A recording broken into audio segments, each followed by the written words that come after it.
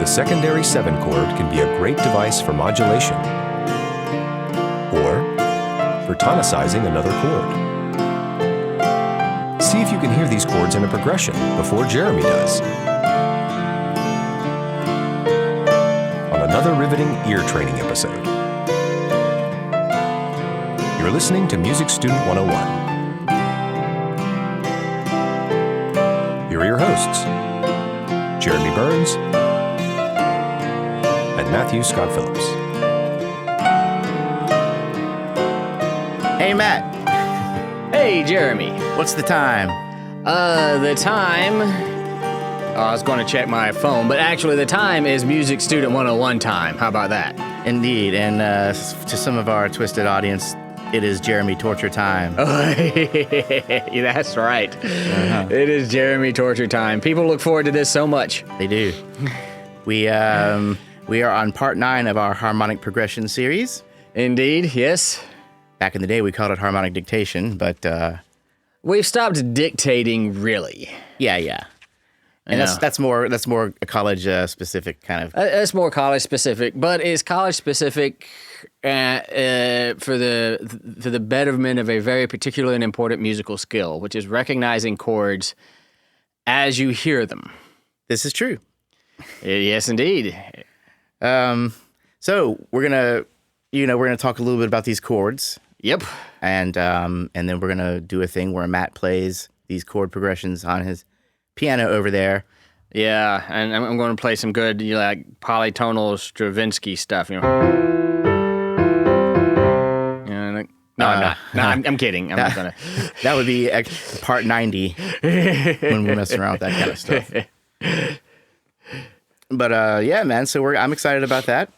Yep. I feel pretty good about it. You know what I mean? Yeah. Well, you're getting better, and hopefully everybody is getting better at this as we do it. It requires practice. It does. But where I feel like I have a leg up on this one is, this is the secondary fully diminished 7 chord. Right. Of the diatonic scale degrees. Right. The 7 of, as it were. The 7 of 4. Right. In major and minor. And the 7 of 7 in minor. In minor specifically because the major and the 7 of 7 in major would just be the diminished chord of a diminished chord. Right, and that's a little weird. You don't really tonicize. It's hard to tonicize a diminished chord. Yeah, not that there's not a thing as such thing as 7 of 7 going to 7 but we don't call it tonicization because in the strictest sense, you cannot tonicize an unstable chord, which is what a diminished chord is. Mm-hmm. Right. And then typically a diminished chord will somewhat tonicize the following chord often. Right. Yeah. Right. They call it a sevenths chain. A chain of sevenths, yeah. Right. 7 of 7 leading to 7, leading to 1. And I'm sure some rogue composer has just had a field day doing a big old chain of 7s. Oh, yeah, absolutely. And then they broke tonal music, and then the 20th century happened, and yeah. Well, before we get into that, let's have a little social moment. Let's do. I heard something really cool on the radio the other day. Oh, yeah? I heard in the news about 2 young women, Abigail Barlow, from Alabama, mind you. Yes. And Emily Bear from Illinois, a.k.a. Barlow and Bear. Right. These 2 young ladies in their early 20s were nominated for a Grammy based on their album, the unofficial Bridgerton musical. Yeah. Have you heard anything about this? I have heard that they were nominated for a Grammy for that, yeah. And I was, because, as you say, one of them is from Alabama, so immediately my ears prick up, right? Yeah. Now, these aren't just your average TikTokers. These young ladies are very well accomplished in their fields and Indeed. Had a lot of musical experience prior to right. to this. Yep. But it's the coolest thing because they wrote and produced this from Bear's apartment, and they carried out a lot of this process live on TikTok while allowing their viewers to participate in the writing process. Yeah. Can you imagine doing that? How bold? Really, yeah. How leaving your ego behind. It's inspiring. I know. It's like, no, that should be a major second. No, that should be a minor second. And then just have a big old thread arguing. A big old thread. Have to do a poll. Should this be a major second? Should this be a minor second? I just think it's very cool of them to Should we do 4 to 5, or should we do 2 6 to 5? Or Well, that process actually contributed a lot to the spreading and it going viral. Right, Not right, to yeah. mention the TV show that they're big fans of. right, yeah. So, they played a lot of examples on the story I was listening to, and it was just fantastic music, Sure. So, and these two were the only women nominated for the musical theater category. Right. So, at such a tender age, they joined the ranks of the likes of Andrew Lloyd Webber and Right, others I know, right? in Yeah, the field. And I think that's just awesome, and it's also pretty hopeful for us home recordists yeah. to know that this kind of thing can be done. you know. Yeah. Well, what we need to do is crowdsource our next composition now. Yeah, exactly. Yeah, it's been done. Yeah, it's been done. But congratulations to you two, Abigail Barlow and Emily Bear. Job well done. Nice. We're proud. Very We're nice. proud. Yep. And now for our new review. Indeed. Now, we have no new review today. Okay. So in lieu of no new review, we have a fun music chatter about the bumper track, which you just heard coming into this episode. Okay.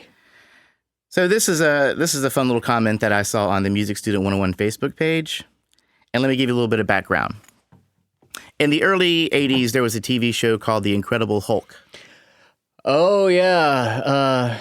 We remember that. starring Bill Bixby as David Banner, a.k.a. Bruce Banner. Yeah, and what was his name that played the bodybuilder, the deaf bodybuilder? Oh, well, when he got angry, and you wouldn't like him when he's angry. He's angry, right? Yeah, he turned into Lou Ferrigno. Lou Ferrigno, painted green, Yes, yes, as the muscle-bound, angry, Incredible Hulk. that's him. And The Lonely Man was the pensive, mellow kind of piano theme that would often accompany his lonely hitchhiking expeditions. And you might have recognized it when you heard it. This was by the American composer Joe Harnell, Yeah. born 1924. Yes, that's it. Born 1924 and died in 2005. Right. So Evan Zamir out of San Francisco, California, had this to say about it.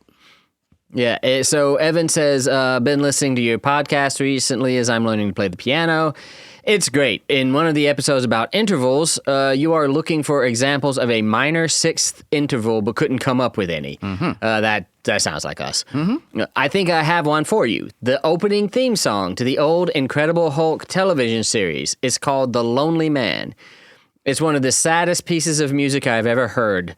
It's in D minor. I think what makes it so sad are the minor sixth intervals all over the place. I would love to know if I'm correct about that. If so, feel free to use it as an example in the future.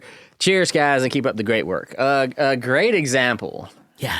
Yeah. And he says it's in D minor, which, as we know, to be the saddest of all keys. the saddest of all keys. So if it's the saddest song he knows and the saddest of all keys. Yeah.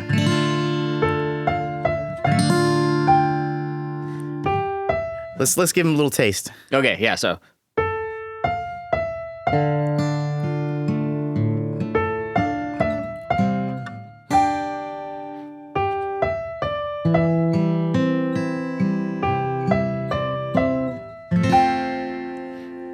That's about all that as I remember off the. Yeah, that's all I know. But it's that interval he's talking about. Yeah, that's the minor six, the first two notes. And in fact, yeah, it's going from A, the fifth of the scale, up to F, the third of the scale, which is an interval of a minor sixth, and that is a very typical example of what a minor sixth. It often jumps from scale degree 5 to scale degree 3 in the context of a minor chord like that. Right. So so our chord. Yeah. So. Yeah. Yeah, and it is. There's a longing there because you never really get tonic as tonic, at least not in those first few bars, right? So there's a little bit of I'm never going to get to where my ears want me to go, right? So it does have this sort of psychological affect of kind of a longing, of a lost kind of.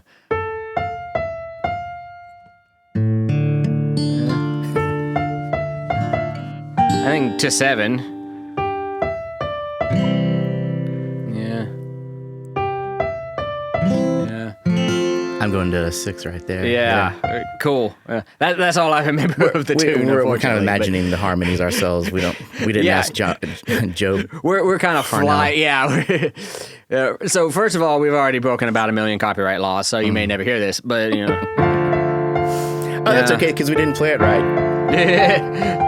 So what Evan and I were thinking at first that it might have been like 1 6 5 6 in D minor, right? Yeah. But that doesn't quite. I tried it with the chords and it didn't quite work out. So come to find out, it's actually 5 3 2 3. Yeah. In D minor. Yeah. Which is a more which is a pretty standard use of the interval of a minor 6 to go from scale degree 5 to scale degree 3. And so may. Yeah. So for all of yous who we just put through all that, now maybe you have a minor 6 in your brain a little bit. Let's hope so. Thanks, Evan, for that. Thank you, Evan. That was fun. And we always appreciate when people comment on our social media pages, be it our own Music Student 101 Facebook page or the Music Student 101 Facebook group. Right, yeah. Okay, so moving on, shall we? Let's move on. So we have a new Patreon patron. We do. Bill Swan from Toowoomba, Queensland, in Australia. And Bill says, I have been playing guitar since I was 20 and I'm now 60. Oh, wow. I have lived in some less populated rural areas and have been mostly self-taught. I always enjoyed getting some lessons from guitar teachers when I was able. A few years ago, I started learning to play the violin. Oh, my sympathies. That's a challenging instrument. And for all those around you. Right. I have a great violin teacher here in town, and I really enjoy this. I came across your podcast while searching online for music theory instruction. Although I can read music okay, I have never felt as though I have a very good ear. Your discussions on listening to music and how to try to work out the tune and chords was really encouraging to me. I've been working on this somewhat. More practice needed, of course. Well, we all need more practice. Always. Yeah. It was interesting for me to see how much learning the violin has improved my ear. That is very much a thing because there are no frets on a violin, right? Your ability to play in tune depends very much on your ability to hear how in tune you are. Yeah. Right. So it is a very your ears kind of get thrown to the wolves, at least in terms of listening for intonation. Bill continues, I have never really sung much, but I occasionally go to a folk club sing-along. Oh, that's nice. Yeah. Also, I found the discussions about cadences and voice leading are really helpful in getting more out of the music I play. I play classical guitar, finger-picking folk songs, and I'm trying to learn some jazz. I really enjoy all types of music, and your podcast definitely enriches my listening and participating in music. I always enjoy the banter between you and Matt on the shows, and the content is great. I hope you enjoy it as much as it sounds like you do. Thank you both. Best regards, Bill. Well, thank you, Bill, for your support and for your kind words. Yes, we do enjoy this, don't we? I guess we have because you know how they say time really flies when you're having a good time? Right. On that maybe 2 episodes ago, I was saying, well, we've been doing this for 4 years and I still can't read music. Well, at that point, it had actually been 6 years. So part of getting older and also part of having a good time maybe means if you're missing scenes or if you time just seems to ramp up, I guess. As you would say. Time goes by faster. It absolutely does. It absolutely does. But we've enjoyed it. We really have, and we still do it. And right, yeah. I mean, this... it's how we get to hang out, kind of. It is kind of how we get to hang out at this point. We're just doing what we would normally do when we hang out, only with microphones. Only with microphones and show notes. Show notes. Thank God for show notes. And speaking of show notes. We should say this is the part of the podcast. Every podcast has the part where they do their advertising and all that stuff. And we make it very, very short compared to some podcasts. We really try to. We do. Yeah. Because I know people are here for the content. Right. And I know people know that they could probably fast forward about 15 minutes in and get into the content. Yeah. But we also hear cool things from listeners, and we talk about music during this part, too. So. Yeah, and if you're one of those people who fast forward to the content and... You've managed to hear this, I honestly would suggest listening to the listener reviews and things like that. Not because, we like our egos stoked necessarily, but because we do actually talk about very interesting musical things like the minor 6 and the Lonely Man as a perfect example, right? As we just did, yeah. Yeah. So, but if you, what Bill Swan is a Patreon patron. Yes. And Bill, like so many others, is supporting us monthly with a monthly donation. Thank you, Bill. Thank you, Bill. And for $1 a month, you can access the Patreon page and see all the extra bonus content. One of which we're about to do after this episode. Yes, and there's some great stuff. There's a video of Jeremy and his band playing some of our theme music, rocking outside of our comfort zones. Yep. Mm-hmm. And so that's for $1 and up to $1 or $2, and then for $3, you can get a Music Student 101 tumbler, which is awesome. I love mine. Which is pretty awesome.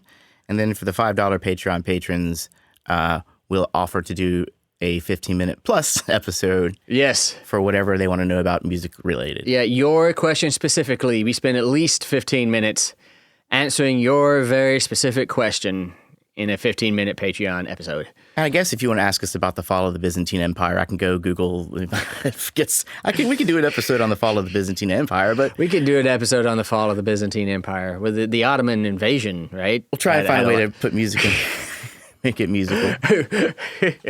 But no, ideally music questions, because that's what we answer best. Right? Yeah, that's kind of what our wheelhouse is, Well, and what is that website again? That would be patreon.com/musicstudent101. Yes, very much. And don't we also have T-shirts and stuff? See, Matt, you're good at this. I'm not really. The T-shirts, there's a site called redbubble.com. Yes. And you can go there and just type in Music Student 101. And not only will you see these wonderful soft T-shirts that we have, and they'll also have all kinds of anything you can put a logo on. Yeah. Mugs, pencils, pens, flags. You can ride around with a Music Student 101 flag coming out of your car. That would be terrifying. That would be terrifying. Bumper stickers, all that jazz. All that stuff. So anything you want with Music Student 101 printed on it.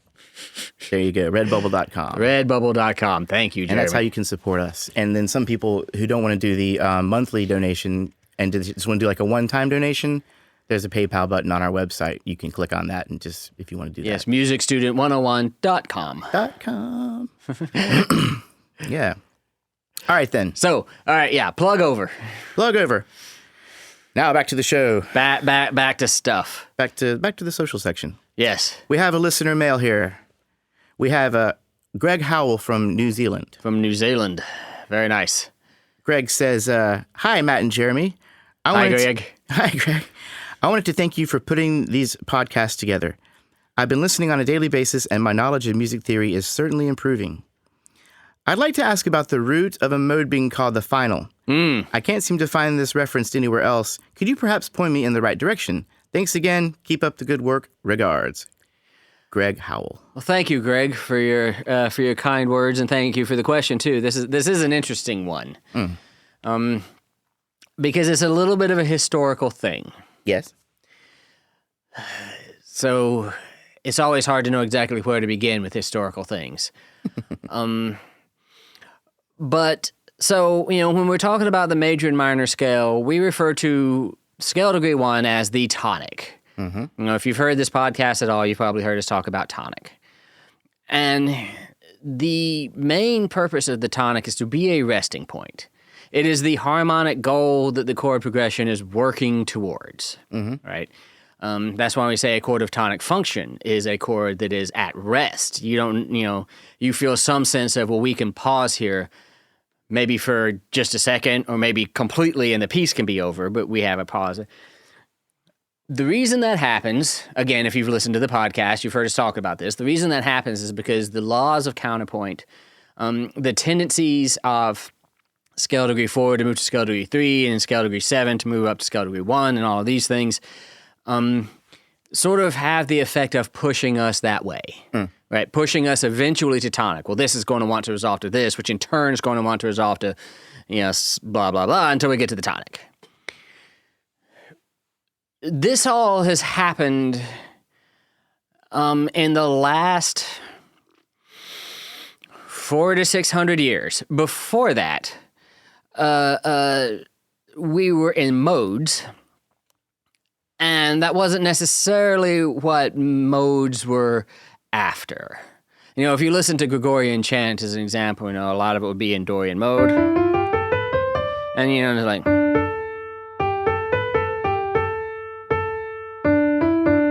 right? And it's just kind of flying around in those little notes. It doesn't have that same, right?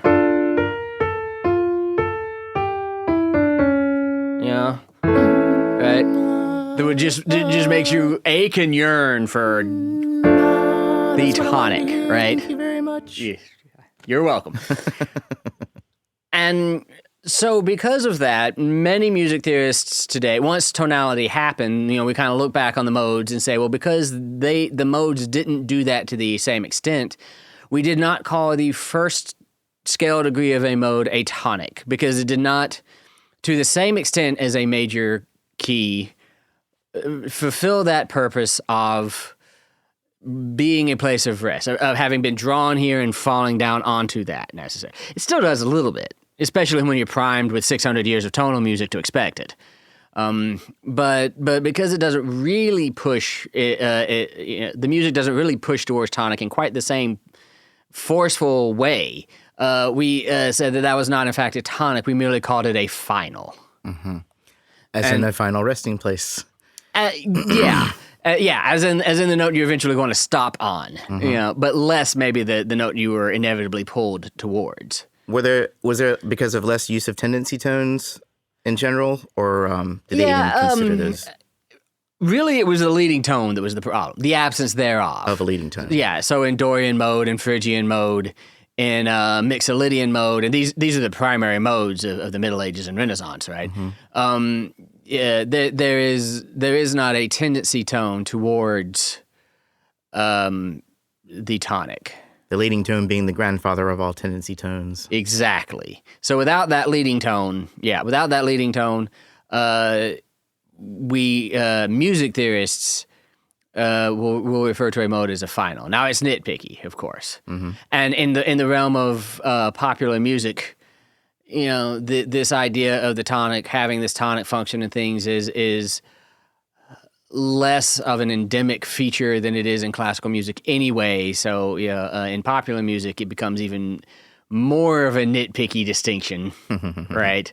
And if you're studying music theory from a popular music perspective, you may very well not come across it, because it's just not really a big deal. Right. But if you're studying classical music and the music theory of classical music, it is a very big deal. And I've been slapped on the wrist for calling the scale in my musical studies for calling the first scale degree of a mode a tonic, when it is in fact not one. I see. So say some theorists. Now I got slapped on my wrist because I didn't entirely agree, but That's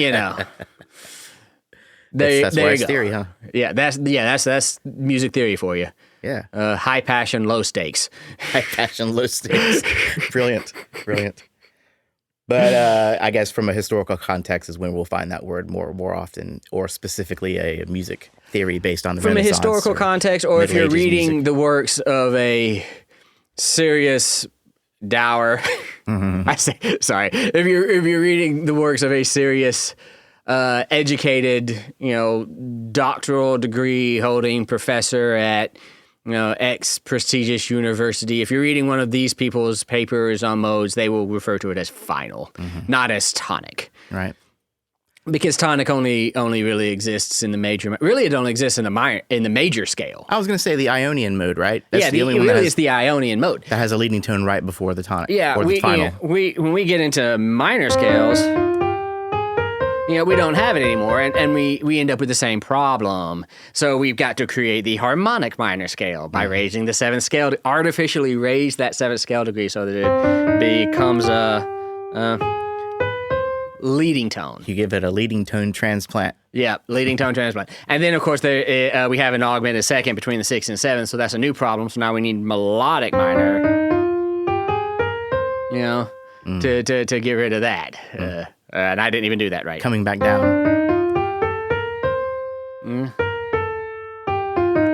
So sharpening that seventh on the way up, but then flattening it back on the way down. Yeah.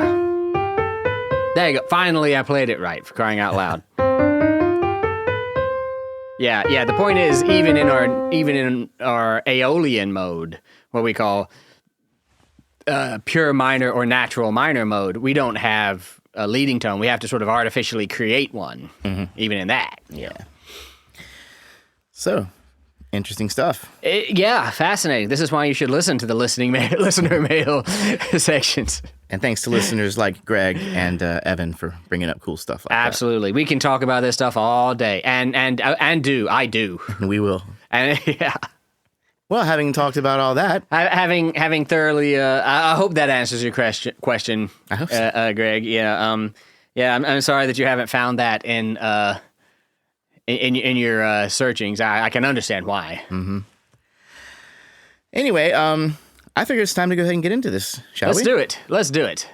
So before we go through my little ear training situation where I'm trying to guess these chords, let's get to know them. Let's get them in our brains, Yes, in our bodies. Them. Yes.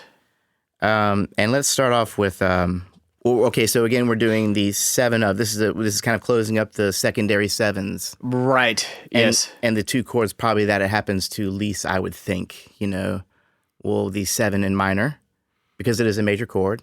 Mm-hmm. So it can be tonicized. Well, a minor chord can be tonicized. A minor chord can be tonicized, but the 7 is a major chord in minor and not a diminished like it is in major. Which cannot be tonicized. And then we have the 4 chord in minor and in major.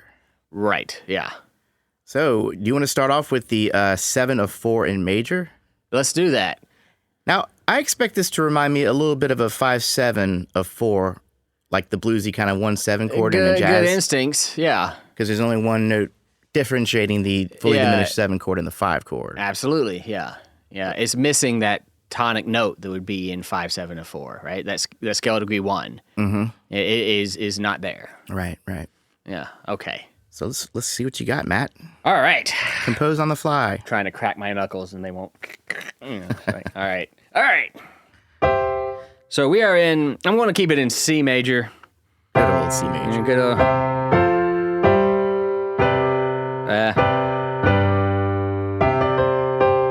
How about that? All right. So here we go. Ready? Mm-hmm. See if I'm ready. So here we go. So start off with the 1 chord. Yeah. And so that's 1, and then this is our 7 of 4 chord. So you'll notice immediately that it's diminished, right? Yeah. So this is what you're looking for.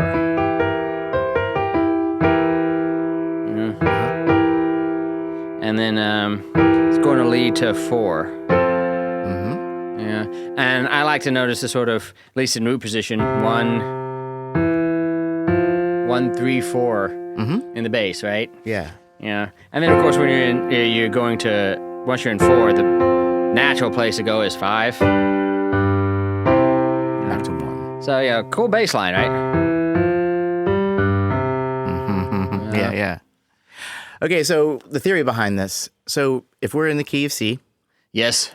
We want to tonicize the 4 chord. Yes. Which C, D, E, F. Yes. Is the 4th of the C major scale. Yes. So in order to make the 7 of this chord, this F major chord. Yes. We need to find the note that is a half step below it. Yes. Which would be its own leading tone. Yes. If we're to tonicize it. Yes. And that note would be, in this case, E natural. E natural. Yep. Already a part of the C major scale. Already diatonic. Conveniently enough. Now, when we're doing an E diatonically speaking, that would be an E minor. That would be an E minor, yeah, if we were to build a diatonic chord built off of that. So we make one little alteration. We lower the B to B flat. We lower that 5th of the E minor chord to where we have 2 minor thirds stacked on each other. Right, or a minor third and a diminished 5th up from E. Right. Yeah. And if we want to make it a 7th chord, we'll just stick another minor third on top of that. 7, 7 of. Yeah. So anyways, so that's kind of what happened. So again, I heard a weird chord. Yeah. I kind of knew that might be what was going on. Let's hear that again now with some context. Okay, let's hear that again with some context. So we have, and maybe a little slower so I can call out the chords if you don't mind. All right. So we got 1, which is a C major. 1. Now this is that 7 of 4 diminished chord. I hear the tension, I feel it. Yep. And then we have the 4 chord. Yes. Which has now been tonicized. Yes. And then we can do all sorts of stuff. Ooh, what's that? Is that a 5 suspension? Like a suspension? What is that? No. Oh, a 7 chord. There you go. Yeah, okay. Oh, just a 5-7 to 1. It's just a 5-7. Yeah. I'm digging too deep here. Don't overthink it. No. So there you go, huh? Yep. Let's see here. Let's just do one more example. Let's scramble it up and go to D major. Okay, D major.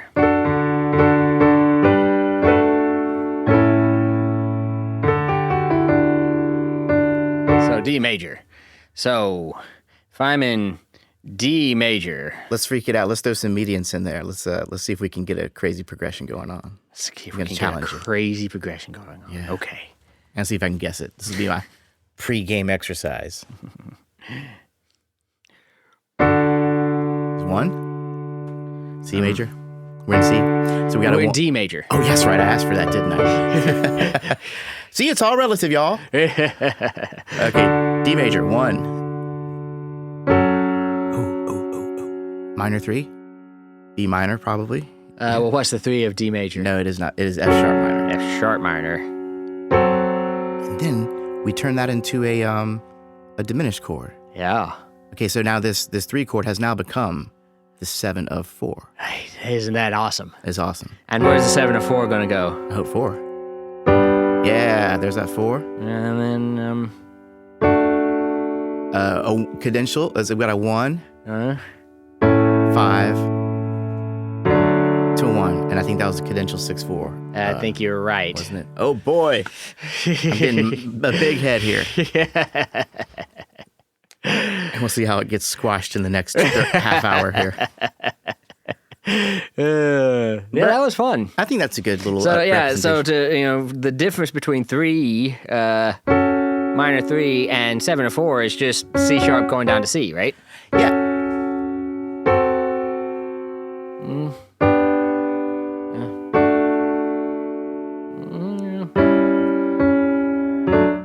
And then back to back, can we hear 1, 3, 4, 5, 1, and then 1, 7 of 4, 4, 5, 1? Absolutely. So 1, 3, 4, 5, 1. 1, 1, 3. Let's see. 4, 5, 1, and then 1. Hold on here. We're going to get it. Don't worry. 1, 7 of 4. Yeah, and then 4 and 5. Come here, 5. There you are. Okay. Very And nice. I'm doing different fingering positions because I'm, because my brain is all over the place. But yeah, same. The difference in being in that minor chord versus that diminished. The diminished is a lot crunchier, right? There's a lot more tension. There's a lot more. Oh, this has got to go somewhere fast, right? Yeah, we can't live here at all. And even when you're using different fingerings and spacings, we're also really mainly paying attention to tension levels, right? We're trying, ideally. No, yeah, different people hear different things. I've always gravitated towards tension levels. Some people are really good at just hearing quality. Major, minor, diminished, and augmented qualities of chords. Some people are just really good at that. I have to sort of. It's almost like. It's almost like developing a taste for wine or something. It's like so this.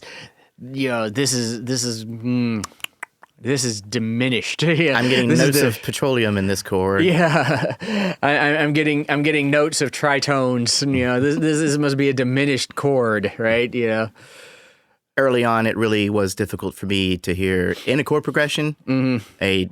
If I hear a weird chord, I didn't know for sure if it might be diminished or augmented, or if we were doing the ear training, test or whatever we did back then. Harmonic.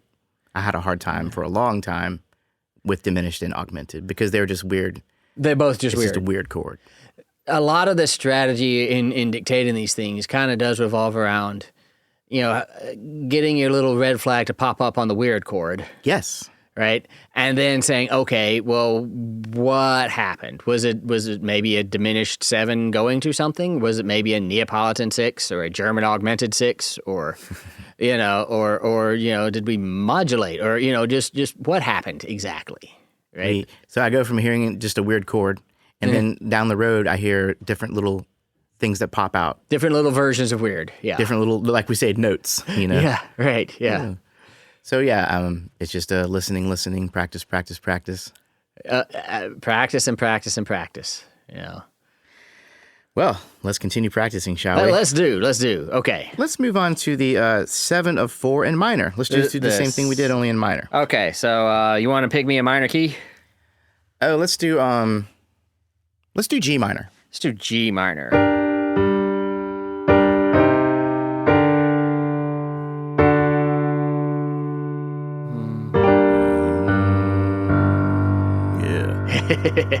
All right. So in G minor then 1 7 of 4 and then 4 and then what? Let's do one of these.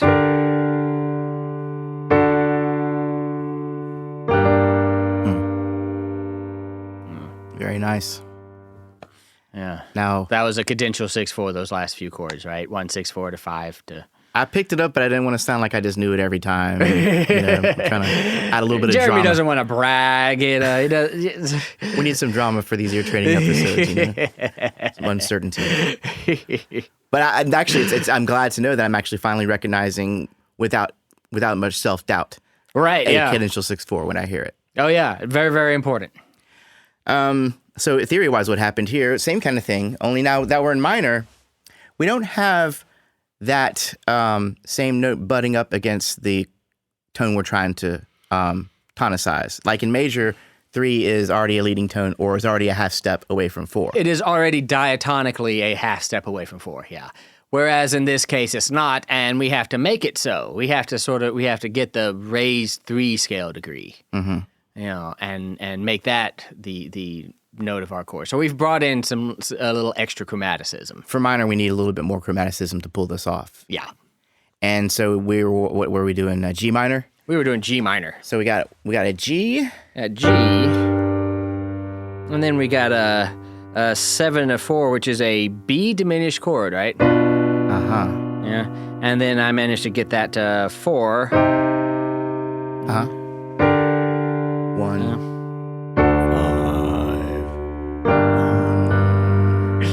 5. Yeah. Getting all grave over here. Is it? Okay. G minor is a really good key. I like that. G minor is a good key. It's not the saddest of all keys, but it's close in the ranking. Yep. It's very somber G minor. We joke about that a lot, but the science is still out on that, isn't it? The reigning assumption is that in equal temperament, all minor keys would be equally sad or not sad. In equal temperament, yes. Yeah. Listen to our episode on equal temperament. Yeah, and listen find to out that why. one because it got deep. We went down a rabbit hole. But yeah. But anyways, earlier on, that was the thing. So let's hear another one if that's all right. Okay. Another example of 7 of 4 in minor. Yeah. Okay. Let's see. It's be an A minor. Scramble it up. Yeah. Okay. It's kind of the least sad of all.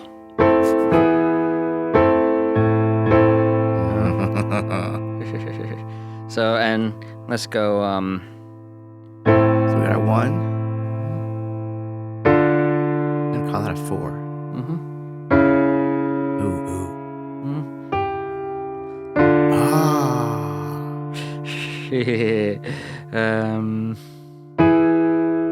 That feels 5-y.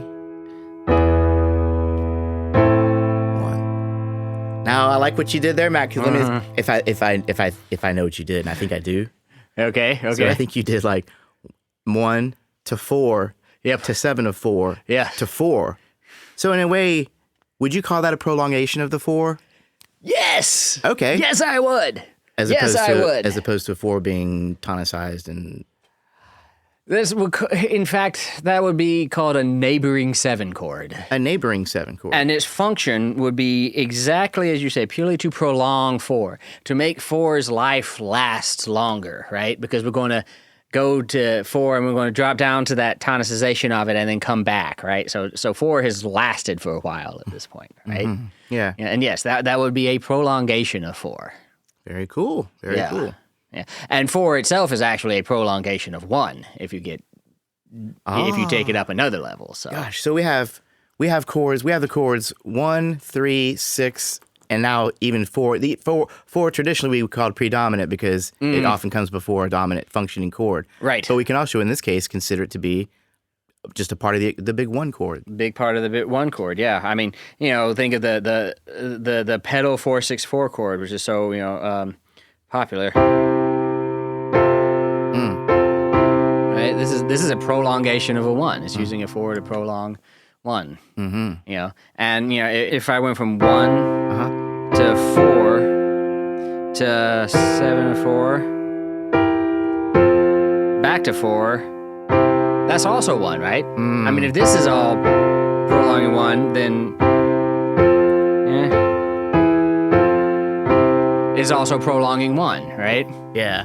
So you have chords that are prolonged, and then those chords in themselves are prolonging other chords, which can in themselves be prolonging other chords until you get as far as you can go, and you see that everything is a digression, prolonging 1 until 1 reaches 5 and then returns to 1. Yeah. I think about free falling. With the Well, this is all just still the D chord. D chord, in theory. Right? And you can see lead sheets of free falling where they say D and then what is it, D sus 4? Yeah. D sus 4, D sus 2, D sus, like D, and you can think, well, these are chord. And you can get intimidated by seeing all that. Right, but when you really look at it, this is all just D, right? This is all just prolonging a D chord. The tonic, in this case. In fact, all chords, they don't even really have to be the same root, like in that example. All chords ultimately are prolonging something. And when you can hear it as a prolongation, then all of a sudden this makes just a world of sense. Then all of a sudden chords are not just one chord after another. Now there is a system at place. Now you have started somewhere and you're moving in a direction. And we did that example in major. Yeah. But you could do the same example in minor, and it would all be about the functions of the chords. They would still be fulfilling the same functions. Yes. Yeah. Okay. And then just, can we hear that one more time? Yeah. Which part?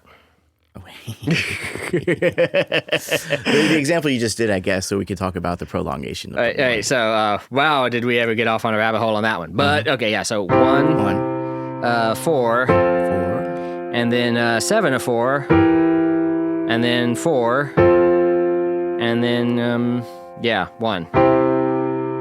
Although, because we're on minor, can we do it in Oh, sure. minor? So 1. I think we were in G minor, I think. We actually were in G minor, but I'm getting good at this now, so. Okay.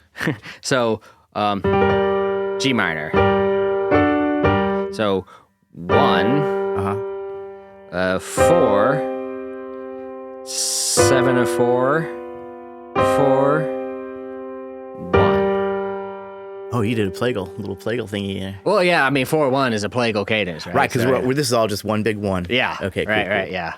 Very cool. So, I mean, and again, if can be thought of as a prolongation of 1, then why not, and then,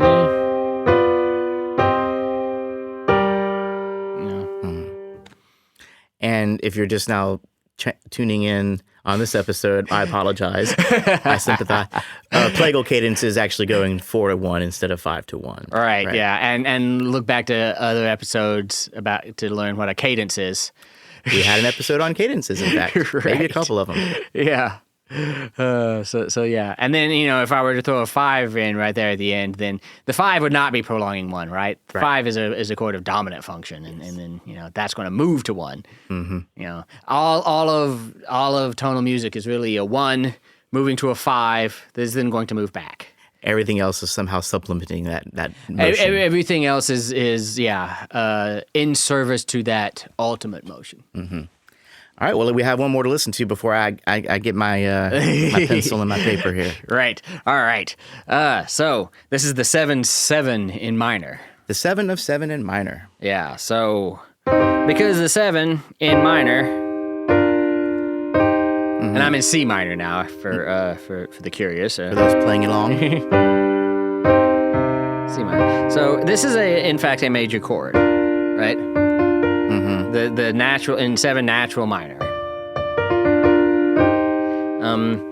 And for this reason, we can in fact tonicize this chord, with a nice healthy 7 of 4. Oh yeah, now I feel like I'm in F major, or I'm sorry, the 6 major, the relative major. Absolutely, yeah. Whatever we're in, what would we say, C minor? C minor, yeah. In fact, you're going to need a good strong. That would be E flat major.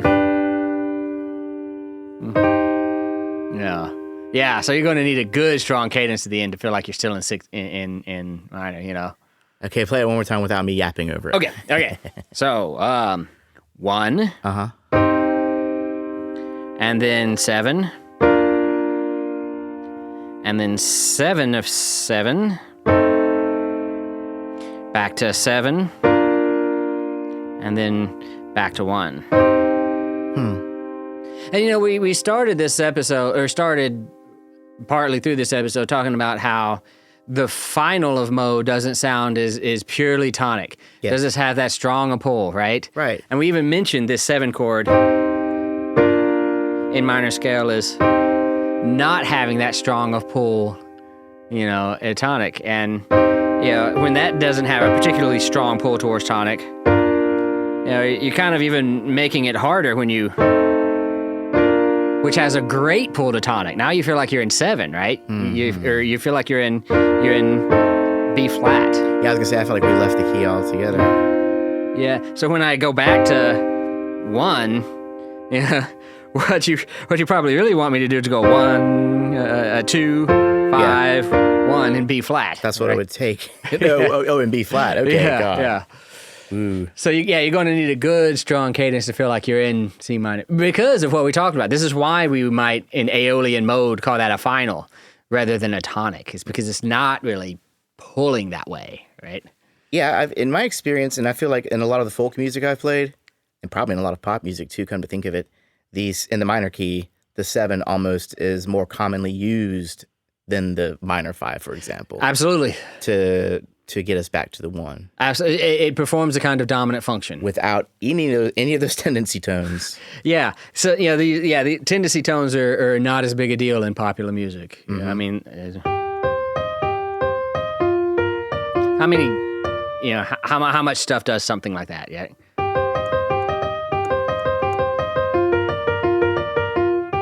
Yeah. And as long as you're doing that, it's fine. It's just when you decide to go, that you kind of messed up because that 7 of 7 has a stronger pull, has more tendency than 7 to 1. So before we leave this conversation, let's try and get a more involved chord progression. Okay. Where we have a few more elements in there. All right. So we'll be in C minor. So let's see what I can do here.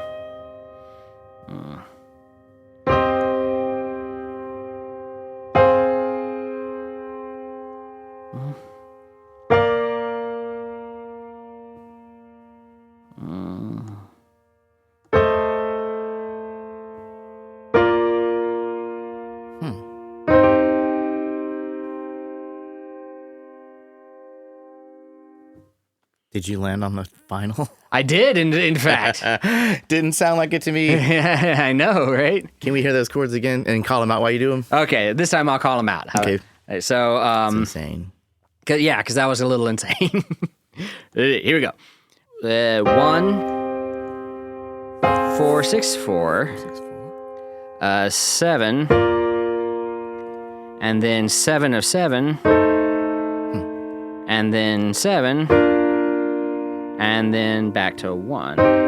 Wow. It's really kind of growing on me, I'll tell you. It is cool. I'm going to have to listen for that because it really does sound like we stepped out of out of that key. And Yeah. once we tonicize that 7. Yeah, well, that would be a red flag, right? If it doesn't sound like it ended in the same key, I think that, ooh, Yeah. Yeah. I'll have to listen for that. Yeah, this is really a great way to tonicize 7 and just carry on in B flat if you ever wanted to do that in a song, right? Mm-hmm. It's just make that the 7 and then make that 7 of 7 or 5 of 7 would work too, and then all of a sudden you're in the key of B flat and you could just keep going and the chorus could be in B flat, right? At the drop of a hat. The drop of a hat. What do we call that kind of modulation that just happens right there? A tonicization. A tonicization. Or you might hear it referred to as a direct modulation. Direct? Yeah. Okay. In that it just happens. Cool. Yeah. Yeah. No setup. Although I would actually call this more of a tonicization in that we, just sort of used that tonicizing that note and then just carried on in that key once it was tonicized. Mm-hmm. Right. Very cool. Indeed. Yeah. Pretty good, huh? All right. Okay. All right. Well, we talked about him. We've talked about it. We've listened to him. We've listened to it. And now I grab my little staff paper. Uh-huh. My little pencil. We're going to try and do 4 of these examples if we have time, I'm hoping. Okay. Yeah, we can do that. And then we talked about we like to kind of talk about the listening strategy. Yes. For this. Yes. So what we're going to do here, Matt is going to play an example of chord progressions. Yes. And I'm going to give 4 or 5 listens, hopefully no more than that. Yep. And then, so what do we recommend for the first listen? So it doesn't matter. Yeah, okay. So for me, and it doesn't matter which one you do first, I would focus on either the bass or the melody. Uh-huh. Yeah. Maybe it depends on what you're more geared towards. Absolutely. I'm a bassist. I'm more geared towards bass, recognizing bass lines. Yeah, absolutely. So that may be what we listen for first. Okay, so that's first listen. And then the second listen, maybe by then we have the melody subconsciously on our head, but we can go ahead and start listening to that and writing that down as we go. Yeah, absolutely. And when we say melody, we're just talking about the top voice. You're not going to be doing. These are going to be block chords. Please tell me. Absolutely, yes. Okay. All right, and then the third listen is kind of where we try and maybe make sense out of the harmonies. I'm trying to remember. Yeah, absolutely. Once you have your melody and your bass, then start trying to make sense out of your harmonies. And listen in particular for what chord sounded crunchy. Mm-hmm. Sounded like maybe we had thrown some chromaticism into the works a little. Listens for smooth and crunchy and chord qualities in general. Yes. Now on the fourth listen, maybe you're trying to fill in those middle voices if you even need to. Maybe I would spend more time on feeling really good about what I thought the chords were. Okay. And then if it comes to a fifth listen, this is when we're all kind of solidifying everything and crossing our T's and dotting our I's. Absolutely. Okay. All right. Now, okay, and this will be on the grand staff. We're using 4 voices, SATB. Mm-hmm. Yep. Okay. Okay, first exercise. Here we go. All right. Here you go. Feeling good. Positive. Do you want me to count it or do you want me to just play it? I don't think you have to count it. Okay, we'll just play it. Here we go.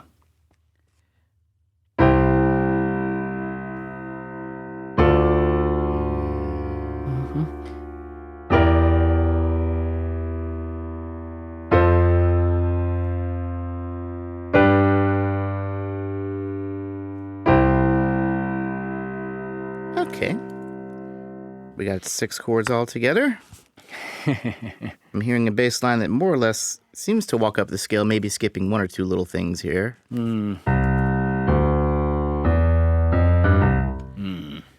Okay, so now I can't remember if I just go ahead and I guess I do say what I think was the bass line. Yeah, why don't you say what you think was the bass line? Okay, so we're starting off on C with a 1. I feel like we just moved up a whole step to D, which is scale degree 2. And then 1 more up. Keep it continuing up the major scale. So there's our 3. So that would be E. Yep. And then this little thing. This actually... Remember, don't overthink it. Okay. Same. Well, then it's the same note, right? Well, don't underthink it either. Let me start one more time from the top. Right, so, you want to hear the chord progression again? Please, yeah. All right. This is good work, though. We're getting somewhere. Thank you. Here we go. Ready? Mm-hmm.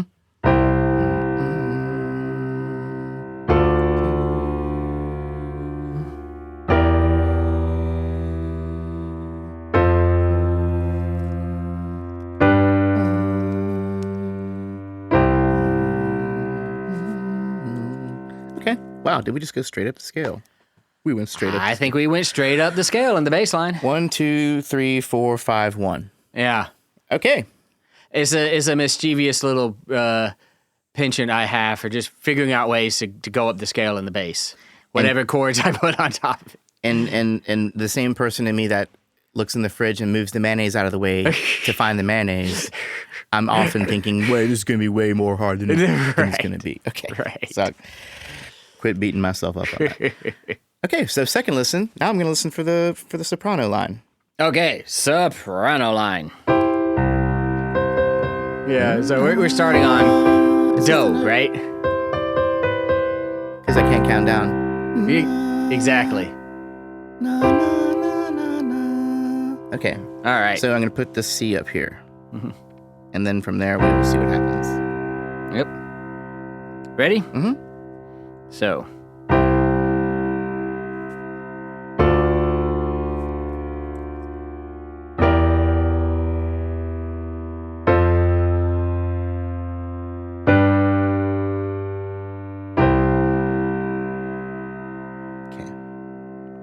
All right. Wow. Okay.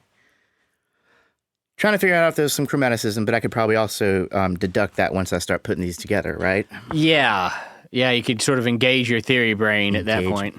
That's the word I was looking for. Engage my theory brain. That should be like the third or fourth listen, right? When we're engaging our theory brains. So, what I thought I heard was, I want to say we start off on that 1, right? Next chord, again, we moved up a whole step. Yep. Right? And then this next thing, I want to say we stayed where we were. Yeah. Yeah, okay. And then fourth chord, back down to our C. Back to our tonic. Yep. Fifth chord, leading tone, 7. And then back up to C. Yeah, man. Okay, so we had a 1, 2, 2, 1, 7, 1 in the soprano line. Yes. Okay, so that's our second listen. Listen number 3. Okay, now at this point, let's start thinking about what these chords might be. Like qualities. Yes. Okay, great. Capital M.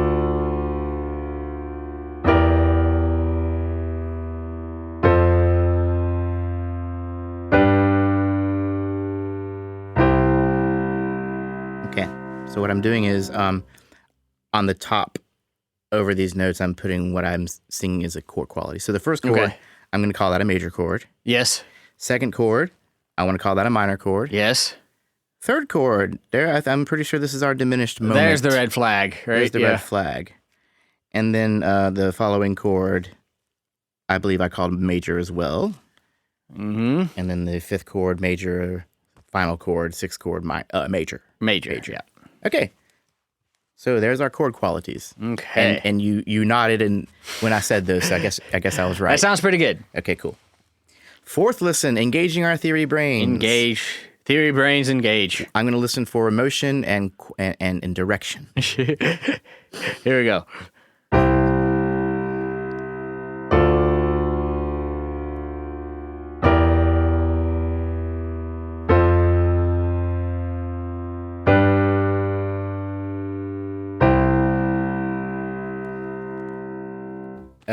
Okay. After 4 listens, I think I'm ready to make the call. Okay. Yeah? All right. And I didn't even worry about those middle voices. I'm not notating the middle voices. No, you're not. And I'm okay with that, right? Okay. Yes. Are you okay with that? Oh, I am. Okay, cool. Okay, so the first chord. Yep. Hit me. We got the 1. 1. We got a minor 2. We got a 2 chord, which is a, D minor. Yep. And then this is our diminished chord. This is our 7 of 4. Yes. Technically speaking, 7, 7 of 4. 7, 7 of 4. Okay. Yeah. And where is that going to go? And ideally and predictably, it goes to 4. And then the rest of this is easy, right? 5. Yeah. Nice, huh? Yeah, and I'm already, and also I want to say that was not a 5/7 chord, just a regular 5. It was a regular 5 chord. Yeah. Okay. So what we had was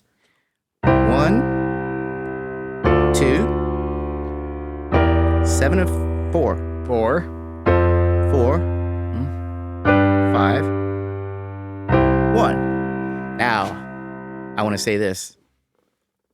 The theory brain, also the deduction skills, because the only major key thing we're doing is the 7 of 4. I knew it wasn't going to be, when I heard that major chord on the first note, I knew it wasn't going to be a 7 of 7, okay? Right. But I didn't know where it was going to go, right? That's also using your brain. Using your brain, big part of it. Okay, man, you want to go ahead and do another one? Yeah, let's do another one. That was in the can. I feel pretty good about that. Yep. Okay. So I'm in G minor. Okay, so G minor. I want to say that's 2 flats. Yeah, 2 flats. Yep. And that's Big Ed. So we got a B flat and we got an E because Big Ed and Dan go camping frequently. Right. And then B down here. E. All right. Bass clef tomfoolery. Okay, so. So we're in G minor. We're in G minor. Yep. So first listen, I'll listen for that bass line. Let's listen for the bass. Still want it an octave down? That'd be great, yeah. Okay, all right. Here we go.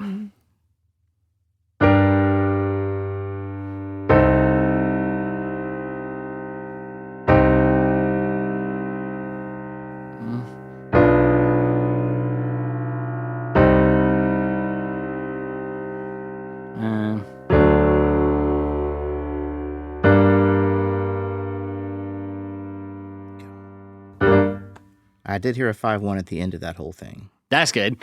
Pretty sure I heard that. So G, my ledger lines. I'm really bad at my ledger lines below the bass clef. Oh, yeah? Yep, I'm learning. Okay, so here's what I think we got here. Okay. I got a G, a roots in the first chord. Yep. And then going down, I thought I heard a 5, maybe.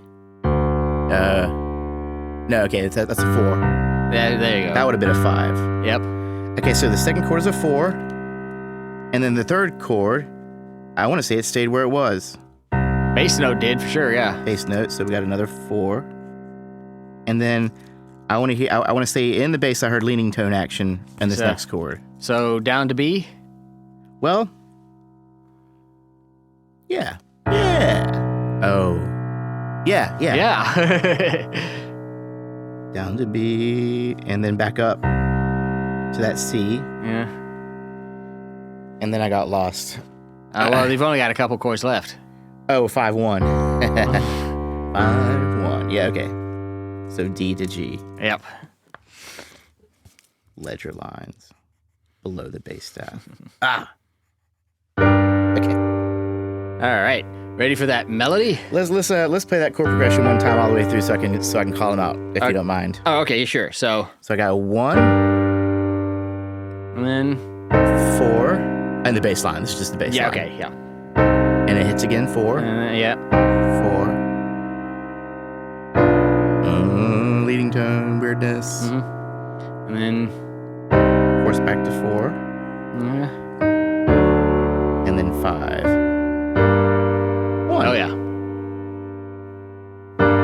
All right, I think I got my bass line here. All right. So let's figure out that upper voice. All right. First of all, what note are we starting on? You know what? I bet you that's his third. You think? Wait.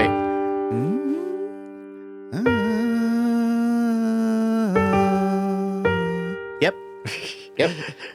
Good work. That's my story, and I'm sticking by it. Yeah. All right. Ready? Let me go ahead and notate that. We are in the key of G minor. Yep. So that third will be the B flat. Right. And I will put that down right there. Okay. All right. Ready?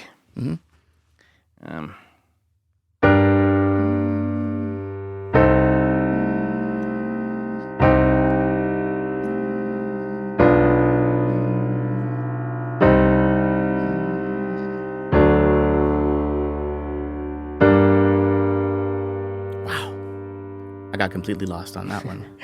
The melody can be hard for some people. Yeah. Okay. So, but just follow your just follow your ear. So. Yeah.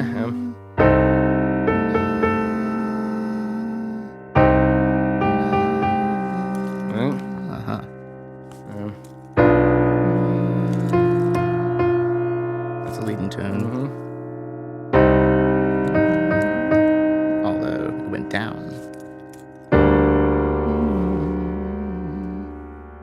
Or actually,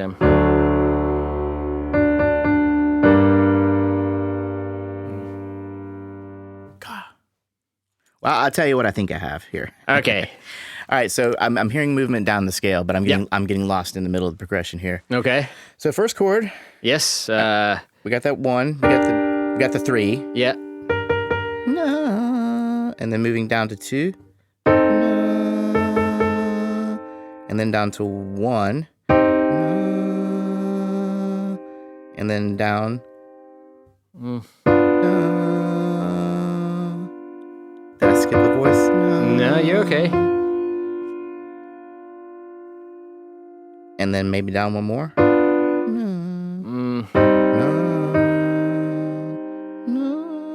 And then what? That's the third or whatever that chord is. So so there's our B. That makes sense. And then and there's 2 more chords. Yeah. And then the last chord. Okay. So yeah, engage your theory brain a little bit. What note would be the same between the last 2 chords, between a 5 and a 1? Between a 5 and a 1, well, I guess it would be the 5 note. There you go. But that's not what I put here. Uh-oh. Okay, so here's what I think I had. Okay. And then you tell me where I fell off. Okay. Okay, we got a 1 Yep. going down. Well, you're sorry. already off. We got a 3. My There you bad. go. Okay. 3 going down to 2. Yep. Going down to 1. Yep. And then this little thing here, I mean, I just put the next note in the progression, which was an F. F. Yep. Okay, and then moving down one more to an E. E. E flat. E flat. E flat. And then the next thing here, I want to say we just went down to... I went down to B, but if this is truly a cadential 6/4, then maybe that should have been a D instead of an E flat. It should have been a D instead of an E flat. So you're only off I mean, by a instead note. of a B. Instead of a B. Yeah. Yeah, Should okay. have been a D instead of a B flat. Okay, great, yeah. Right. Because D would be a note that was sustained between a 5-to-1 progression, right? And I'm pretty sure that note held through those 3 chords. Okay, great. Yeah, I agree with you. So, in theory, that was our second listen. But we do have the soprano now. Yeah. Okay. Excellent. So, engage theory brain. Engaging theory brain. This is really mean for me to do this progression, but Okay. that's the idea. Yeah, So, you mentioned that word.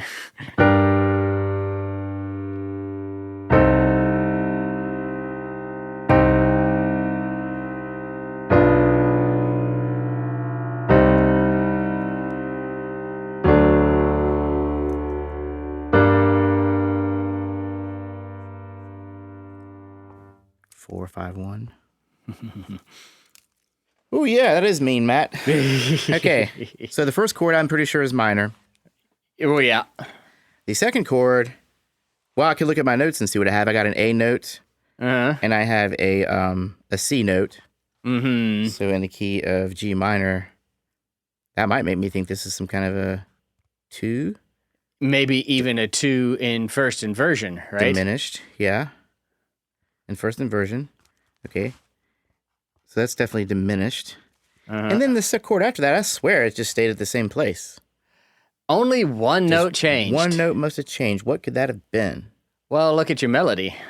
Okay, well, that's the note that changed. Actually went down to a G. So now instead of C to A, you've got C to G. So what does that imply? So that implies to me, in the key of G minor, a 4 chord.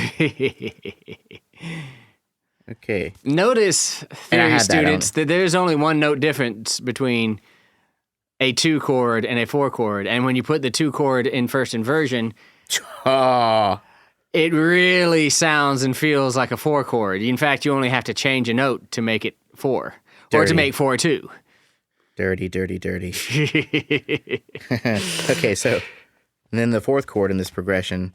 So we had our soprano line going down to F, and then we had our bass line going down to a B flat. B flat, really? Oh, that's the weirdness. That's the chromaticism. Mm-hmm. So this is just a B natural. Yep. Whew. So I got to put a little natural by that. Because then it goes back up to C. Yep. Okay.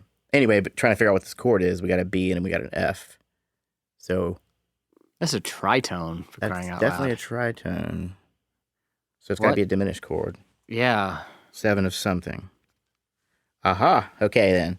And the next chord, using our theory brains here, because I just gave up on using my ears for what chord qualities these are. I'm going straight to the theory brain.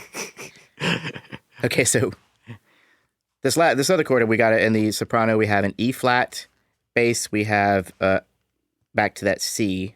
What chord could possibly have a C and an E flat in it? Well, I would like to say that's a 4 chord. I would like to say that's a 4 chord. 7 of 4. Yeah, I'm making this too hard for myself. And then we just had a 5-1 at the end. So 5-1. Yep. I felt that pretty well. Okay. Yeah. All right. Hope y'all can bear with that. Let's. You want to go ahead and play the chords? Yeah, let's do it again, and we'll call them out this We'll time. call them out this time. Because I was very mean to Jeremy. 4-2 and all that stuff. But and thusly mean to our listening audience, by the way. You're not just torturing me. All those people out there with their notepads out there, they're feeling it too. They hate this too. Okay, all right. So they can laugh at it. So we have 1. Minor 1. Minor 1. 2-6. Straight up 2 in first inversion. 2-6. Morphing into minor 4. And then going to 7 of 4. Back to 4. 5. 1. Yeah. Great. Yeah. So there you go. I kind of nailed that one, not really. I really nailed the first one. I got confident. That's what happens. You get a big head, you get confident. Yeah. It's been teaming this entire episode. It's been coming up to this. Yeah, finally I got it my happens. It surely happens. You think you're awesome, and then, isn't that just the life of a musician? That is. Good people like you keep me humble, Matt. Now, just for me, Matt, can we hear those together again? Those first 3 chords of this progression, if you remember. The earlier progression. Well, the one we just did. Where we have a 2 going to a 2 diminished going to a 4. You said there were 2 notes. There were only 1 note difference. So this is the 1 chord. Yep. 2 diminished 6. Minor 4. Jeez. Where, can you tap out the note that's changing? Yep. 1. 2 diminished 6.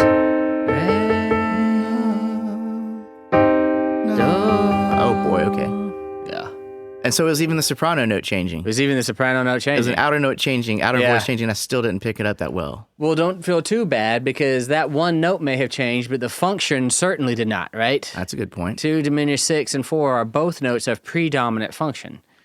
So we have prolonged, I guess you could say we have prolonged 2-6 by making it 4. Really what we have done is prolonged the predominant function. Maybe it was the range those voices were in, where they were just kind of like, it was kind of so close together. Bass voice is distracting when it's down there in that octave. Yeah. It really is. You're hearing a whole bunch of overtones. Oh, that's true. All right, another one, huh? Let's do another one. All right, what am I going to do this time? Let's be in D major. D major, 2 sharps. F and C sharp. Here we go. Ready? All right. I got that right. At least I got that right. Yeah. Here we go. Listening for the bass line. Listening for the bass line.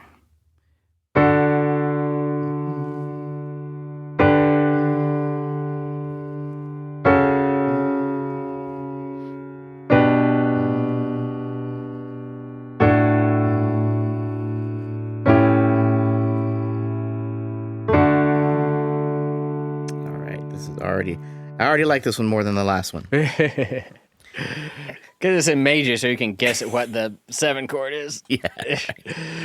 yeah, I got that going for me too. Okay, but as far as the notes are, first chord, I got a D, I got a 1. Second chord, we held that on. We held it. Still a 1. Next chord, I felt like we descended to a 7. Mm-hmm. And continue to a 6 for the next chord. What about that 7? What is anything interesting about that 7? Oh, nothing that I noticed. Nothing that I noticed. I suppose not. Okay, moving on. Okay. But I'll be listening next time.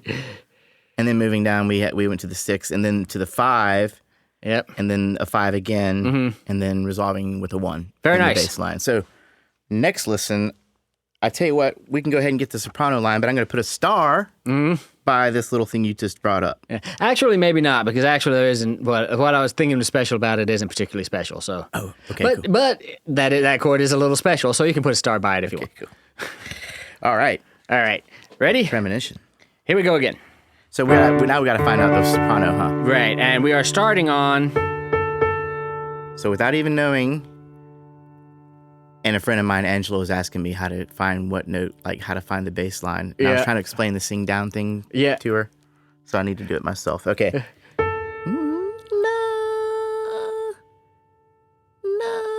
Can I hear the chord?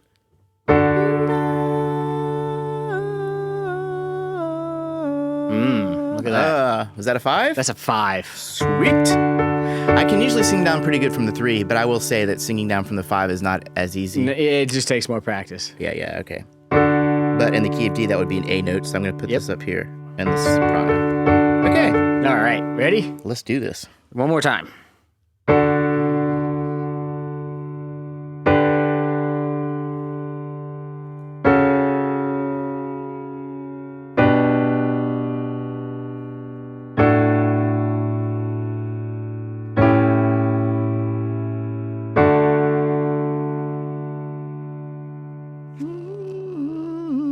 Aha. Okay. First time I could have sworn that second chord had held, but I guess it really changed up. So I think we got, on the first chord, we got a 5, the 5, or an A. Yep. And then second chord, we go up to the 6. Yep. Next chord, we move back down to that 5. And then the next chord, we move back up to the 6. Yeah. And then back down. And then the next chord, we move down another one. And then down again one more time to the 3rd. Na, na, na. Yeah. Yeah. So I feel like I landed on the right place because when I sing down, I land on 1. Yeah, there what you I go. recognize to be 1. What I feel in my heart of hearts. Feeling your heart of hearts is 1. It's the 1. Great, man. Okay, so I have a bass line and I have a soprano line. Yeah. Now we will third listen for the chord qualities. Okay, ready? Yes, sir. Here we go. This is major. Major. Ooh, weird. I'll say this major. Major. Major. It's a major fest. It is kind of a major fest. The only weird chord I heard must be the weird chord we're talking in the question here. The one that had the star by it, no less. The one that had the star by it. Okay, great. I think I have. Okay, now let me use my theory brain just for the listeners. I think I know what this is. Okay. First chord, we have a D, we have an A. Yep. We have a major chord, we are in the key of D. Yeah, what do you think? I'm going to call that a 1 chord. Good plan. Second chord, we have in the bass we have that D again, but this time the soprano has moved up to a B. Yep. So we have a D and a B. Mm-hmm. That feels very 4-y. No. Yes, GBD. That's the 4 chord, yeah. And we even talked about this pedal 4 chord earlier, right? The pedal 4 chord, yeah, because the bass stays right there. Yeah. Nice. Okay, and then the next chord where the bass goes down to a C, the soprano is in an A, so we have a minor third right there. C, what kind of C? A C sharp, my bad. Remember my your bad. key signatures, yeah. Totally. So a C sharp and an A. Oh, that's got to be a 5 chord. No. Sounds pretty weird to be a 5 chord. Right. Well, then that must be our 7 chord. Must be our 7 chord. What would our, what kind of... I'm sorry, not 7 chord. A 7 of chord. 7 off chord, right. Yeah. Must be our 7 off chord. I would just say 4 because it does sound like it goes right back to that 4 afterwards. 7 right, to 4. yeah. So that would in fact be an F sharp diminished in second inversion, wouldn't it? Which explains the C sharp to A. Yep. Yeah. Okay. Yeah. All right. And then So that would be 7/6/4 of 7/6/4 of 4. I should include the bass. The bass position. Yeah. Would you be expected to include the bass position in your Oh, training? absolutely. 100%. All right. And then the next chord is a 4 chord. Yeah. And then we root have position. Actually, not root position though, is it? No, we have a 4 chord with a B in the bass here. B in the bass. Yeah. And that we know that the 4 chord is G, B, D, so that's going to be first inversion. First inversion, 4/6. 4/6 chord. Yes. And then the next chord, we have, I think, what was the cadential 6/4 situation? So 1/6/4. 1/6/4 to 5. 5. I can't remember if that was the 7 chord. I have to listen again on the Well, 4. what's your soprano note? Oh, well, the soprano note is a G. Which would be in an A major chord would be the 7th. That would be the 7th, so I could use my theory brain and just say that's a 5/7 chord. Yes, it is. Okay. And then a 1. And then root position 1. Root position 1. Imperfect authentic cadence, right? With the melody ending on scale degree 3. Yes, because the melody lands on 3, it's imperfect authentic, where if it landed on 1, it would be a perfect authentic cadence. Right. Okay. Right. Let's play that out and read it out, shall we? Let's play that out and read that out. All right. So we got a... Oops. Okay. Here we go. Okay.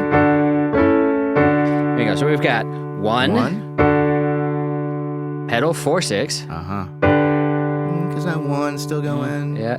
7/6/4 of 4 to what did I do? 4/6. 4/6. Uh-huh. Yeah. 1/6/4. Mm-hmm. 5/7. 1. 1. All right, this is the wild card example because we covered all this stuff so far, didn't we? Yeah, pretty much. Okay. So wild card example. Okay. So now we have our final one. I think we have time for one more today, Matt. Yep. Okay. So let me think. I already love this. Does that mean I'll hate it? Yep.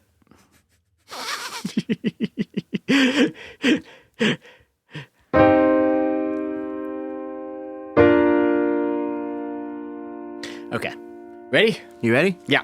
I think I'm ready. So we're in C minor. C minor. 3 flats. B, E, A. Big Ed and Dan. I'll use these till the day I die, I suppose. We all will. I still do that myself, and I read music every day. I still find myself going, every good boy does. Yeah, sometimes.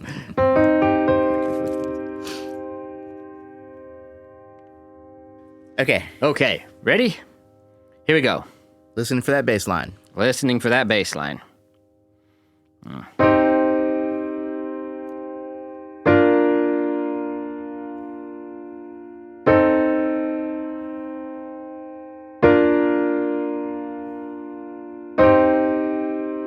Did that thing have a bass line? Yes, that thing had a bass line, man. I need to get better at listening to things closer Left together. hand, yeah. Matt's waving his left hand in the air. Yeah, it was down here, buddy. I promise. All right. All right, one more time. I'm sorry. All right. I'm going to try and pull this off without asking you to go down an octave, actually. Okay, I'm going to try and work on that. All right. Bass line right here. No. Here we go. Mm-hmm.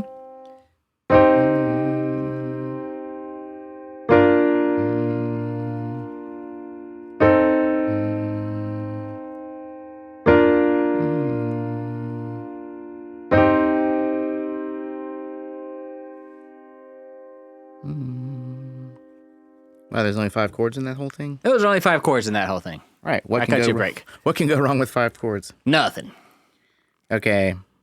There was some weirdness, I think, but I'm not yes. quite sure where. So we had, starting off, first chord, we got in true merciful fashion, Matt has given me a root. I don't have to all the time, but yeah. But you're merciful when you're not. Except for when you're I'm not. not. So we got a 1. Moving down to a 7. There you go, yeah. And then what happens here? Oh, it went back up. Okay. Yeah, don't get your voices crossed. Right? That's what's happening. Yeah. That is exactly what's happening. Okay, fourth chord. Fifth chord. Oh, wow. Okay, that's easy. Mm-hmm. There must be some inversions happening here. Oh, yeah. There must be some inversions because I thought what I heard, starting off on the 1, Yep. B flat. I'm sorry, C. C. Down to B flat, B flat. to the 7, back up to C, C. to the 1, back down to the 7, and then back up to the 1. Just those 2 notes, back and forth. Bass player's going to be really bored. It's our job. It's our job to be bored. Okay, and to provide the foundation, of course. While bored. Keep the entire band together. Keep everyone from just falling apart. Which is entirely a boring and thankless job. It is. Which you should really appreciate your bass player for being willing to do. Keyword thankless. Okay. All right. Soprano. Let's listen for that soprano. So Okay. give me that chord. What you got? So, soprano. Here we go.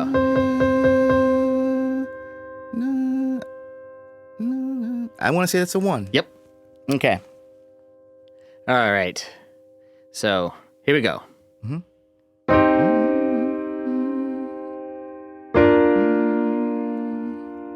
Um.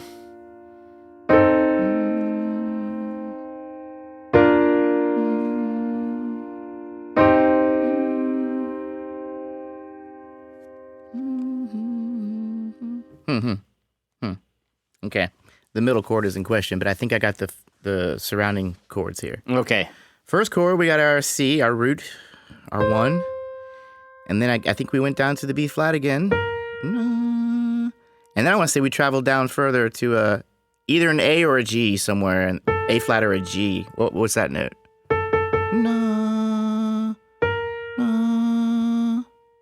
Yeah, that tonicized. That is actually, maybe that's an A natural. Maybe it is. And because it went back up to the G after that. Yep. Or the I'm B sorry, flat. the B flat. That would make sense. And then just right back up, right? And then right back up to that C. C. Yeah. Yeah. Okay. Great. All right. All right. Second listen. Theory brain. Theory brain. Don't fail me now. First chord. First chord. Okay. Minor. Major. I always forget this chord. There's our diminished chord. There's a major chord.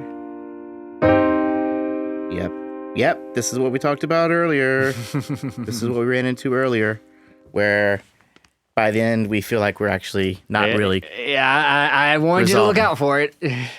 And it paid off, because here it is. Okay, so let's use our theory brains here. First chord, in the bass we have a C. Yes. In the soprano we have a C. Yes. We're in a key of C minor. Yes. It feels like a minor chord. Feels like a minor chord. Let's call that C minor. Let's call that the 1 chord in minor. Yes. Next chord was a very familiar thing. Yes. Minor going to 7. Because we had the parallel motion actually. Yeah, there you go. And for the it's actually parallel octaves, which I ought to be, drawn and quartered for doing. And if you've been paying attention, it's actually the second time I've done that this episode. And there were parallel fifths another time. So I have ignored the rules of counterpoint. Voice leading on the fly might not be as easy as we might assume it to be. Okay, back to this thing here. Back to this. So we got the 1 in minor. We got a 1. And then we go to 7. Uh-huh. And then the next chord we're looking at in the bass line, a C Uh-huh. and an A natural. Uh-huh. And in a minor key. And then if we had an E, it would be an E flat just because of diatonicism, right? Just because of diatonicism. So that's an A diminished chord. An A diminished chord. In first inversion. In first inversion. But ultimately acting as the 7 of 7. Yes. So really, yeah. B is the 7 of C. Uh-huh. A diminished. Yep, you got it. Yeah. Or I'm sorry, B flat is the 7 of C. A diminished would be the 7 of B flat. 7/6 of B flat. So 7/6 of 7. And then moving on to a 7. To 7. and then ending on a 1. And then back to 1. Minor 1. And and as we forewarned, it almost that 1 didn't really feel like a 1 because the tonicizing motion of A diminished up to B flat major is actually stronger than the tonicization of B flat major to C minor. Yeah, right. There we go. Yeah. Interesting side note. Our good friend Jessica Brophy, I don't know if she will remember, but 1 and 7 are 2 of the chords that I used in the music I composed to her painting, the Forgiven one. Okay. Yeah. That was really cool. Yeah. So it was in a different key, but those are 2 of those notes. Yeah. What were you doing?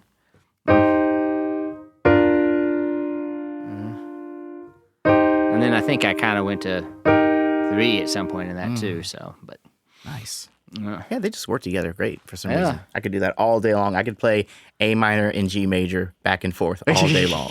I don't know why. And a lot of the Irish songs that I played, we did that all day long.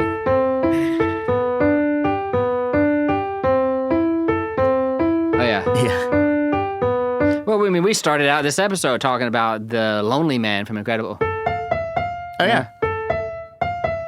And then D minor to C, right? Yep. Yeah. So yeah. It's everywhere. It really is. It really is. For something to be almost more trouble than it's worth in classical music, in every kind of folk and traditional and popular music, it's really prevalent. That's interesting, isn't it? It really is. Yeah. It really, really is. Classical music just depends so much on those tendency tones, I guess. It really does. Well, it's based off the laws of counterpoint. Based off the laws of counterpoint. Mm-hmm. Well, shall we recap? Oh, man. So, 7 of 4 in major. Uh-huh. Right? Is should I just play it? Since Sure, this was an oral. This is an oral skills episode. And then, you end up with the, right? Tonicizing the 4. Mm-hmm. Which then moves on. Same thing can happen in minor. So, in minor, 1, 4, and then you can do the 7 of 4, to 4, which then, can go on 1, 6, 4, 5, 7, 1. Yeah, okay. So, and all of this, all this, and then we had the one more thing that we did, which was the good old 7 of 7 in minor. Yeah, so 1 and 7, and then in 7 of 7. Yeah. So that's all the 3 chords that we did. That's the 3 chords we did. There's your recap. Yeah. I hope you enjoyed this Jeremy torture. I know I did. Yeah, it wasn't as bad as it had been in the past for me, except for that second example. But I'm going to have to ratchet up the torture. You're developing a tolerance. Well, as we move on in the more complex theory topics, that just kind of happens by default, I guess. Yeah, absolutely. I just got to keep up. That's the goal. Keep up. Practice. And practice all the time. Yeah. Even in the music you listen to, even if you can't pick out the key necessarily, very few people have perfect pitch. See if you can pick out whether it's going from 1 to 4 or from 1 to 7, or if you hear 4, 5, 1, or what's going on. Try to listen for these things in the music you hear. You might surprise yourself at how much you can actually detect. The world of ear training in music is fraught with self-surprises on a pretty regular basis if you're really paying attention. Oh, yes. And that's what's kept me going a lot. Yes. It's like opening up a Christmas present.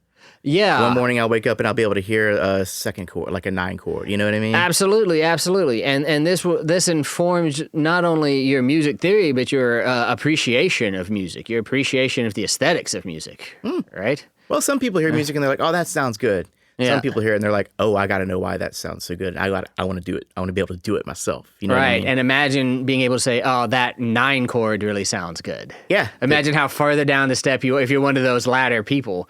Imagine how much further down that road you are once you can hear, that diminished 7 going to that minor 4 sounds good. Oh, by that point, the guessing game is over with. I I don't know. I don't know. I'm never 100% certain. Right. So I always feel like, well, I think I know what it is, and then I'm curious to see if I'm right, you know. And then I find myself digging up sheet music or whatever, you know. But and some tricks we used to pull this off. We mainly paid attention to the outer voices to begin with. Yeah, and if you're more melody driven, maybe you want to start off with the soprano line. Some people do. And me, I started off with the bass line, and then either way, I focused on those two lines. Yeah. And then third listen, I listened for the qualities. Yep. And then started to use my theory brain. Yeah, sort of start making educated guesses at that point. And then before we get out of here, just for fun, let's show them the singing down thing one more time. Okay. Can we give me like a major chord and just throw me a note? Okay. And I'm not going to tell you what note's the highest note. Or even what chord it is. Or even what chord it is. Okay. Okay.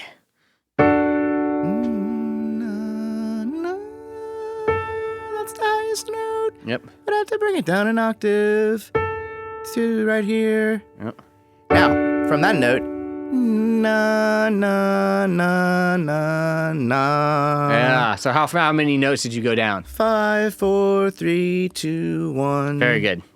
So then I was on the fifth. You were on the fifth. So whatever chord that was, if it was a D chord, then I was on the A note. Yes. And so forth and so on. Exactly.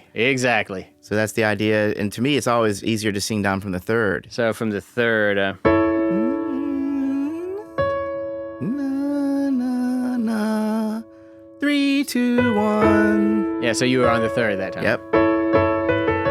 Now, I can't say that I could have done this the first day Right. Me in either. art skills class, right? No. It takes practice. It's not a bad idea to sit there and play chords and then pick a note. And sing around them. Yes. Sing around them, sing down. Yeah, around them, that's good. Singing up and down. I like to sit around and just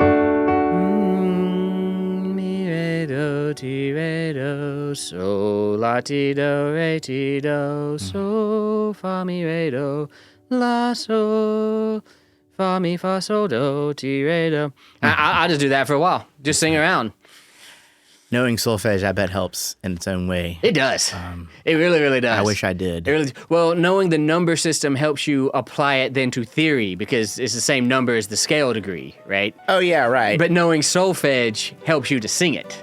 So yeah, it's kind of a little bit of a trade-off there. But the singers have the same crux that the violinist has when it comes to, they don't have the frets. yeah, They have to really focus. they have to hear. They have to hear. Yeah, absolutely. Yeah. All right. Does that feel like an episode? That feels like an episode. That feels like an episode. Thank you all for indulging me in some Jeremy torture. I promise more is to come, and better torture, harder torture. So stay tuned if only for that. If only for that. All right. How did you do? Better than Jeremy? If you want to gloat, you can drop us a note at info@musicstudent101.com. For Music Student 101 merchandise, look us up on redbubble.com. And if you wish to financially support the show, you can find ways to do so on the donate page on our website, musicstudent101.com.